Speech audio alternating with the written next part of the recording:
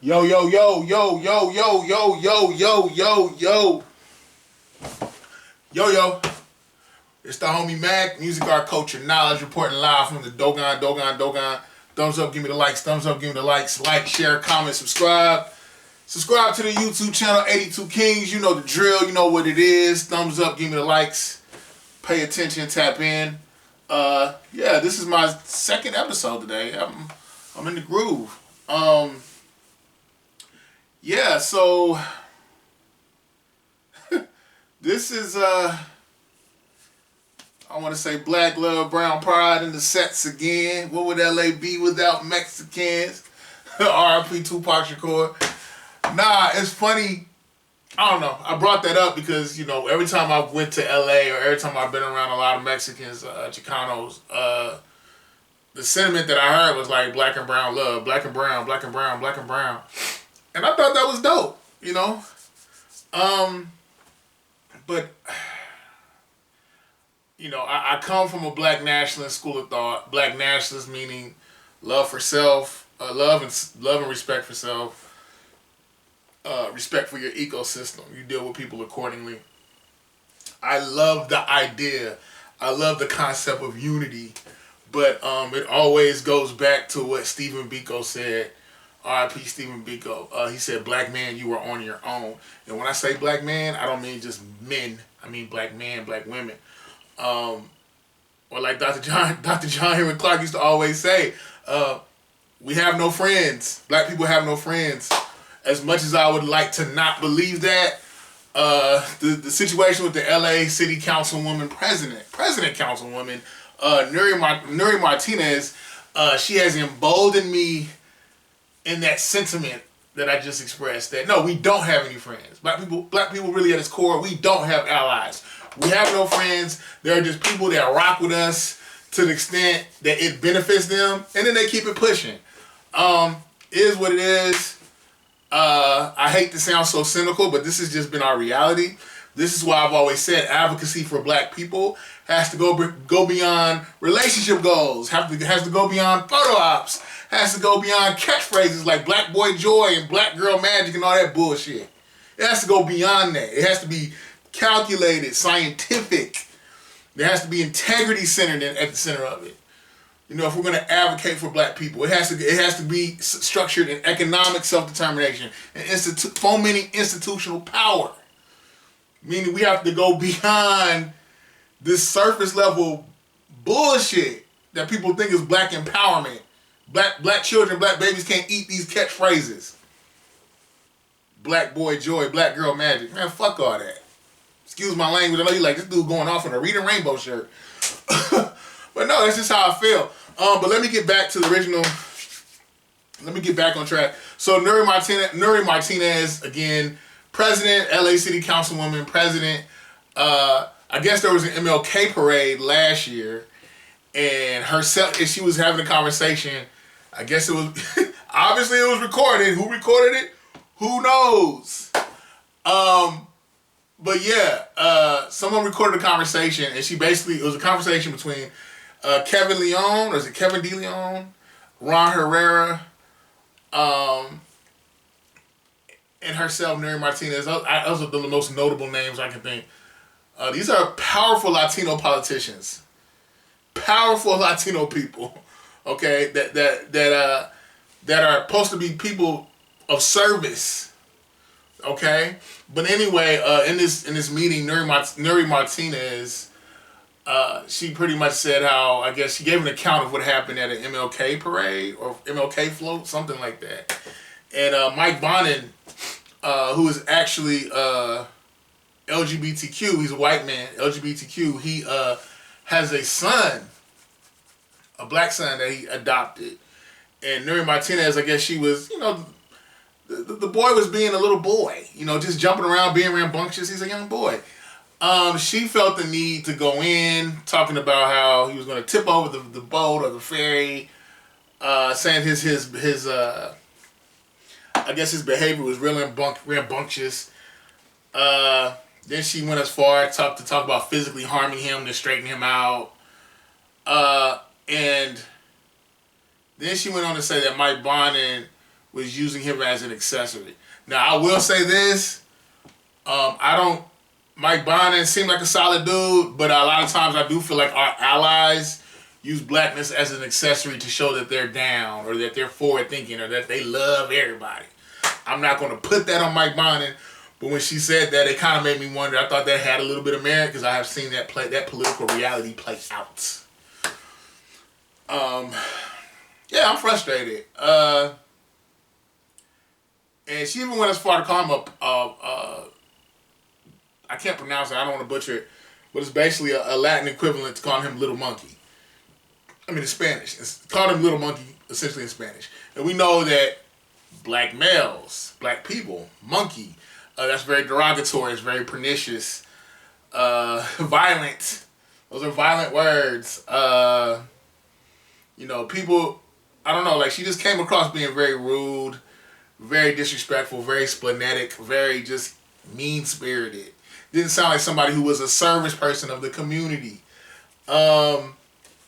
And I think at one point, I think it was, I don't want to say who said it because I can't remember exactly, but during the leaked audio footage, somebody had mentioned Gascon, and I have no idea who Gascon is, but naturally he's probably likely a political figure.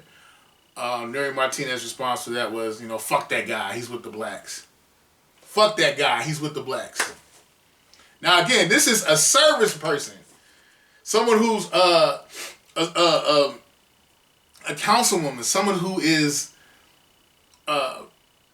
organizing infrastructures and pushing society in a certain direction, hopefully a positive one. She has power. She has infrastructure, structural power. Saying just blatantly racist shit. And then people want to look at a lot of people like myself, like, why don't you guys have faith in Democrats? Why don't you, Trump is bad. My thing is left or right, I think it's all on some bullshit. That's just how I feel. I don't know who to trust. It's all that lesser of two evil stuff, man. I mean, it's what you want, Lucifer and Satan. I don't know. It's just very... It's just very unfortunate. And then there were other things, I can't remember it verbatim, but some of the other footage I heard pretty much was talking about how they wanted to stymie the black vote. Not necessarily the black, well, not, I don't want to say the black vote. They wanted to stymie black people's political agency by carving up certain districts and excluding black people or making it more Latino based.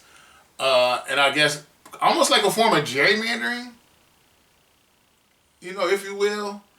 And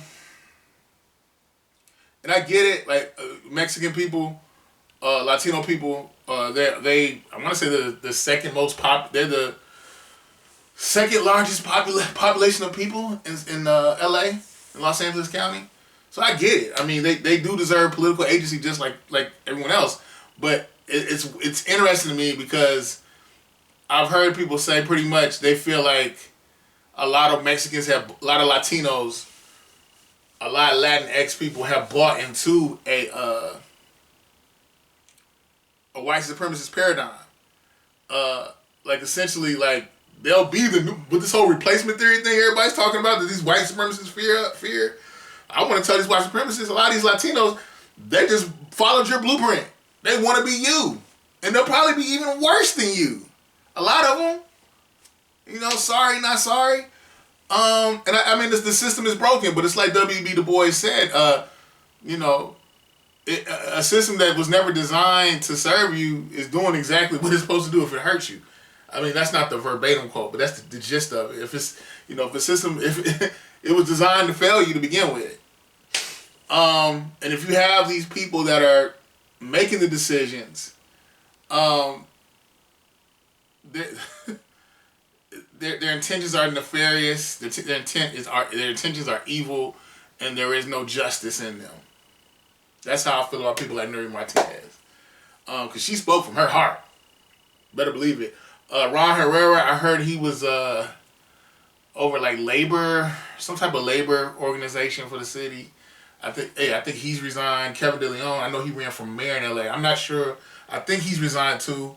But even though Nuri Martinez has resigned, she is still a part of the council. Make that make sense to people that make sense, that have sense. I don't get it how she's still, or even still on the council. I think she should be completely just moved out, eradicated, displaced. I can't even imagine what it's like being black in California. Like, I feel like my people were under a lot of pressure in Cali. Like I was told, we make up maybe 8 to 10% of the city's population, but we'll make up over 50 to 60% of the homeless percentage of homeless people in LA County. You know, and I can remember, you know, being in Compton and hearing about beef with you know, black gangs would have with like tortilla flats, with T-flats, and just hearing how it was just race-based. You know, how, you know, I hear guys were telling me, man, they'll just catch a body, kill one of us, and then hop back over the border, lay low, and come back. You know, and I'm not saying that all Mexicans are that way. I'm not saying that all Mexicans are racist. I've actually, from a couple of these videos that I watched, I've seen some Latinos that were very outspoken, like, this ain't right. Like, how we gonna listen to Snoop Dogg, listen to Tupac, and then we hate black people? Like, yeah. But yeah, that's the thing. I feel like I made a video, and I'll put it in the comments section. I made a video pretty much saying how white supremacy functions just like Agent Smith. I call it the Agent Smith white supremacy theory. Agent Smith was somebody in the movie The Matrix. He would pretty much infiltrate you, turn you into him, and you would do his bidding. And in the process, you may get hurt trying to do his bidding, but you were trying to be him. And it's like a lobotomy almost. And I feel like that's what white supremacy is. You have people who aren't white, who want to be white, and they hurt indigenous people. Even their own indigenous people. But yeah, this is, I'm not surprised. And it's crazy because Nuri Martinez, she made these really eloquent tweets a year or two ago talking about, you know, acknowledging that the black people have endured Jim Crow, black people have endured slavery, that black people have endured institutional racism, that black people have suffered at the hands of corporate labor manipulation, you know, political violence, policy that has been drawn up against us. Like, she acknowledges the systemic things we've been through, and then she does this bullshit. So that just negates everything she said, because she ain't about shit. That's just where I'm at with it. You know, a lot of times when it comes to politics, it's almost like a form of invisible violence. When it comes to policy, like there's not necessarily someone holding a gun in front of you or that's harming you, but they create laws and policies that restrict you. You know, and it's like, I don't know, sometimes I feel like my hands are tied, because it's like, yeah, on one end, yeah, I don't want to tell people don't vote, don't be a part of the political process, but things like this just make you hella cynical. You know, and apparently this conversation was leaked on Reddit. That's how it got out. But I'm hot about this just in general, but I'm hoping that some of these red-blooded good Americans that tell me just to trust the process and trust you know, the political institution and functionality of it here, I hope they realize, no, shit like this is what makes people cynical. Shit like this is what makes people say, fuck it. We damned if we do, we damned if we don't. And that's why I said earlier, until we come together and try to create our own institutions, put our money together, trust each other, put the bullshit aside, we're perpetually going to be in this position. Because I mean, I don't know, somebody get Jesus on the main line. Right now, I don't see someone coming to save us from this situation. But us. You know? But yeah, I'm venting. I'm very pissed. But let me thumbs up, give me the likes. Thumbs up, give me the likes. It's the homie Mac, music, art, culture, knowledge. Signing out from the Dogon. Each one teach one, peace and love. I do have hopes of a better tomorrow. But I don't have no red shoes, and I'm not Dorothy. And yeah. Signing out from the Dogon. Thumbs up, give me the likes. I'm out.